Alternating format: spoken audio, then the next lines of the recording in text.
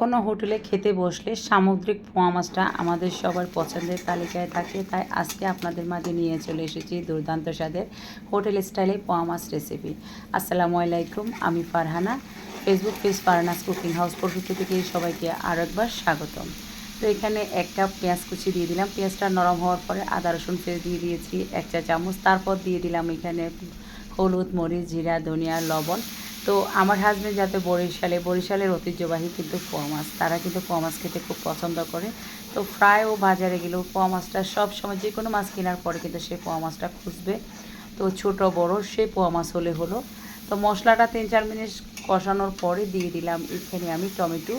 আমার কাছে টমেটো মাছ রান্নার শেষে না দিয়ে এইভাবে রান্না করে দিলে কিন্তু ভালো লাগে। তো মশলার সাথে আমি আরও 2 মিনিট টমেটোকে কষিয়ে নিয়েছি। এবার একটু ঝোল দিয়ে দিলাম।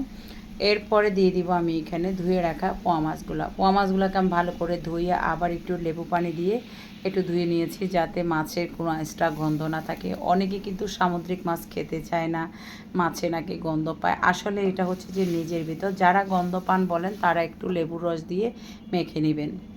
আমি কিন্তু সামুদ্রিক মাছ সবসময় ভাজা ছাড়া রান্না করি। আপনারা চাইলে কিন্তু লবণ হলুদ দিয়ে ভেজে নিতে পারেন, তবে ভেজে নিলে এই সামুদ্রিক মাছ খেয়ে কোনো লাভ নাই। যারা ভাজা ছাড়া খেতে পারে না ভেজে খেতে পারেন, তবে আমি এভাবে খেয়েছি। তো আজকের মাছ রান্নার রেসিপিটা কেমন হলো অবশ্যই কমেন্টসে জানাবেন।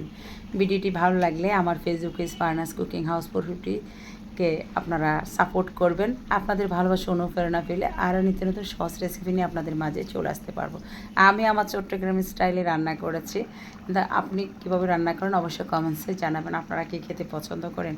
রান্নার শেষে আপনার ধনেপাতা কুচি, কাঁচামরিচ কুচি, ভাজা জিরা গুঁড়া দিলে মাছের স্বাদটা অন্যরকম হয়ে যায়। ধন্যবাদ সবাইকে, ভালো থাকবেন। পরবর্তী রেসিপির জন্য আপনাদের সবাইকে আরেকবার স্বাগতম।